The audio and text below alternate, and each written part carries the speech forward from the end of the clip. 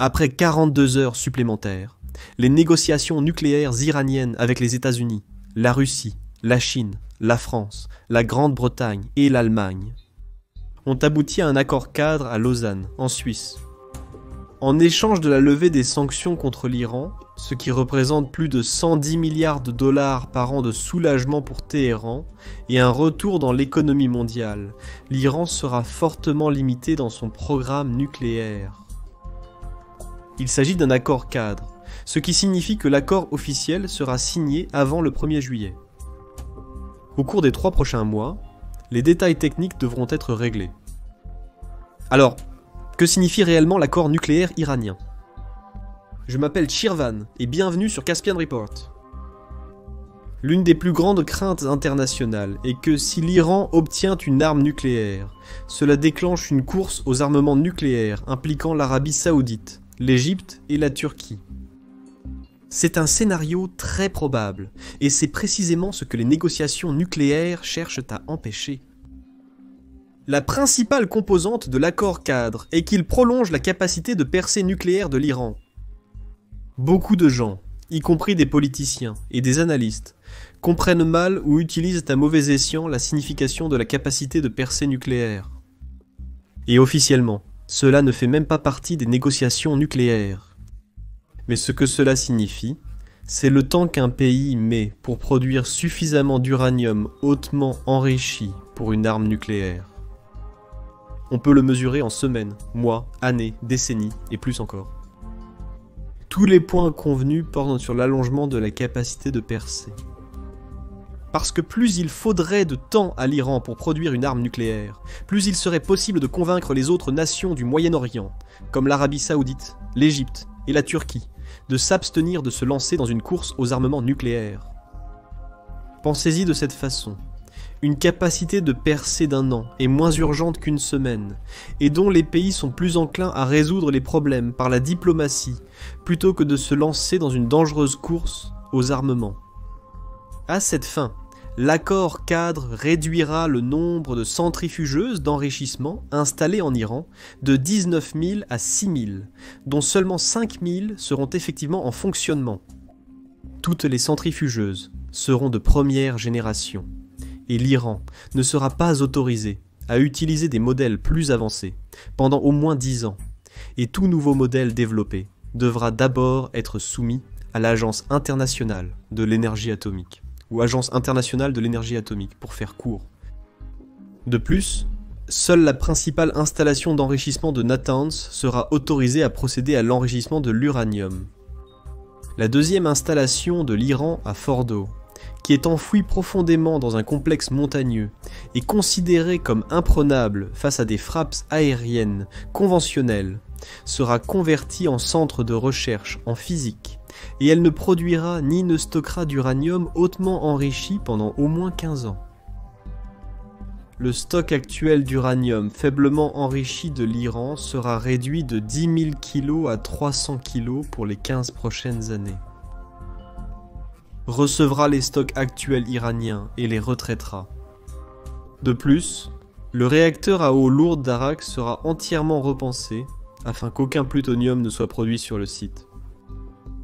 De plus, aucun autre réacteur à eau lourde ne sera autorisé à être construit pendant encore 15 ans.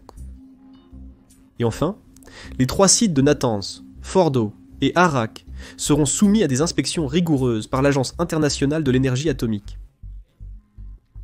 Ces points, aussi importants soient-ils, ne sont pas sans poser de problème. Tout d'abord, tous les points convenus dépendent de la bonne volonté de l'Iran. Donc si Téhéran a envie de tricher, ils peuvent le faire. En fait, Téhéran a effectivement falsifié et caché des documents, des événements et des lieux par le passé. Par exemple, les installations de Natanz et de Fordow n'ont été reconnues qu'après la présentation de preuves accablantes par la CIA et le Mossad. Le deuxième point, c'est qu'il n'existe pas de véritable mécanisme disciplinaire. Les États-Unis parlent d'imposer des sanctions paralysantes à l'Iran, donc en théorie, ces sanctions forceraient les dirigeants de Téhéran à changer de politique, et la seule manière significative d'imposer des sanctions est de bloquer l'importation d'essence par l'Iran. Le fait est que l'Iran, malgré le fait qu'il possède certaines des plus grandes réserves mondiales, importe au moins 35% de l'essence qu'il consomme. Donc, empêcher l'Iran d'importer de l'essence serait certainement dangereux pour l'Iran. Tout ce qui serait en dessous de cela ne serait que symbolique et destiné à des raisons de relations publiques, comme c'est le cas pour la plupart des sanctions. Le problème avec ce plan, c'est que les États-Unis s'attendent à ce que la Chine et la Russie participent aux sanctions. D'une part, la Chine obtient 11% de son pétrole d'Iran, et a d'ailleurs déclaré publiquement que Pékin continuerait à livrer de l'essence à l'Iran. Quant à la Russie, Moscou elle-même est sous sanction des États-Unis. Il n'y a aucune raison pour que les Russes participent à des sanctions menées par les Américains contre l'Iran qui pourraient résoudre un problème majeur pour les États-Unis. Les Russes ne sont pas du tout disposés à rendre service aux Américains.